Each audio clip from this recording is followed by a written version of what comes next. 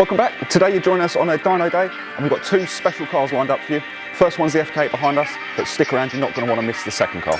Just before we get into it, just want to ask you guys, please hit the subscribe button, give the video a like, and as we get into it, leave us a comment, any questions, we're more than happy to answer. So first up, we've got Alistair's FK8. Alistair is a friend of Jason's who's previously been on our channel. If you haven't seen Jason's video already, pause the video here, get back, watch Jason's, get up to speed with his build, and then come and see where we're at with this one. So just to familiarise ourselves with Alistair's car, he's already got a few bolt-ons on the car, so he came in with his Venturi intake and Martellis exhaust already fitted. Yesterday, I fitted up a few braces and PRL intercooler along with the hard pipe kit. So the standard cat is in place on this car, although we've got the Martellis 3-inch exhaust. They sound great together already. That Martellis being on the FK8 or the FK2, they produce a really good sounding exhaust. So quality modifications on the car, Venturi, PRL, Martellis, we're going to expect good results out of this. So we'll let Romain do his thing and we'll catch up with him afterwards to see what sort of power the car's done.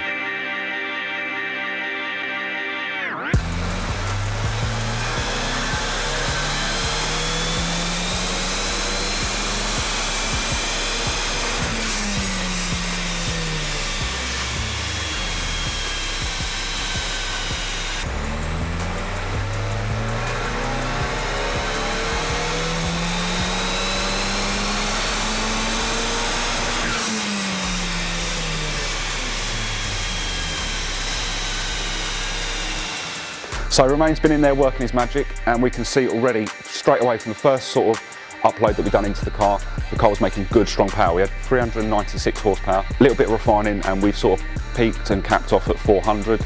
Again, remembering that this has got the standard cat in it, so these are really good strong numbers, just backing up the sort of quality of the parts that have been put onto this car that we're able to achieve those numbers quite easily. So that's the first car finished. I'm going to get unstrapped now and see how that power then transpires onto the road.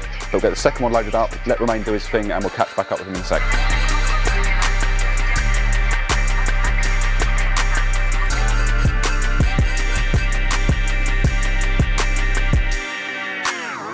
So just before I get the car off the dyno, we'll catch up with Romain, get his feedback on how the actual mapping session went today.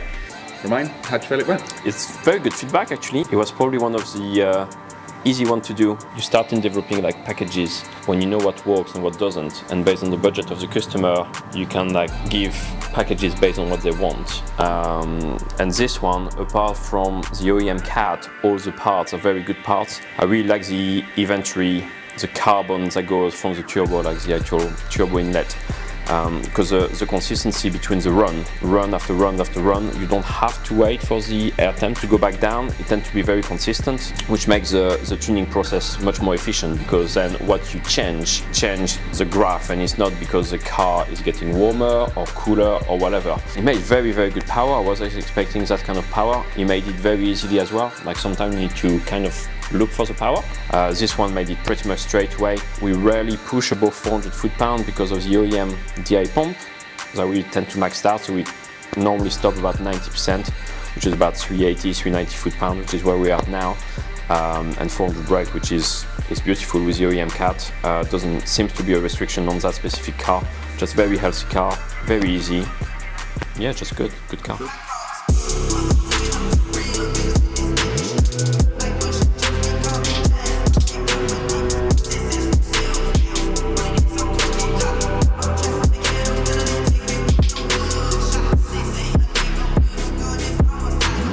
So second car's loaded in now, and this is one that I've been waiting to bring to you guys for a long time. It's a project that I've been involved with for the last year or so, working with Mark the customer. It's one that really touched my heart with this one. It's a Lotus with a Honda power plant, but this isn't the usual K20 that we'd usually see in a Lotus. This is the newer K20C1. So have a quick look around the car. Romain's obviously got his mapping to do as well, and hopefully bring the whole package together so we can get this car onto the road.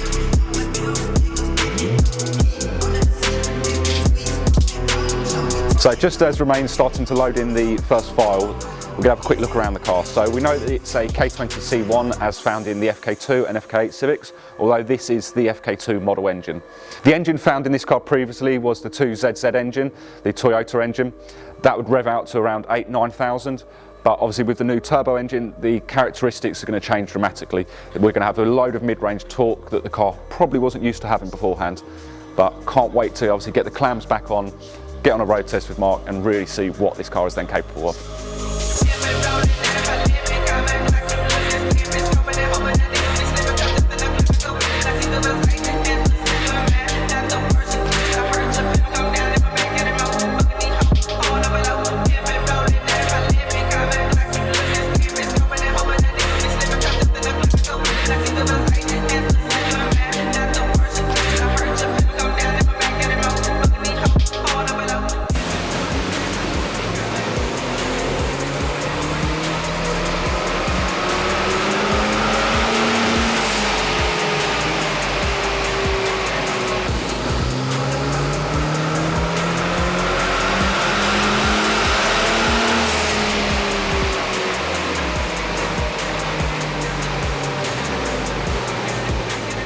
So we just finished up.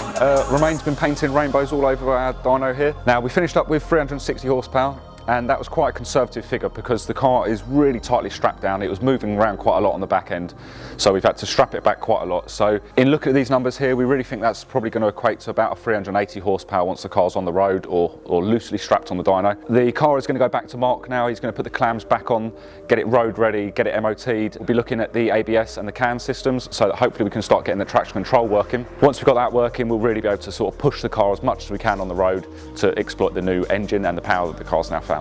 Talking with Mark just now, we both agreed that we should probably book ourselves a track day to really get to grips with the car, see what its new handling's like, see what the power delivery's like. So please make sure you subscribe for that one. It's a video that you're not going to want to miss out on.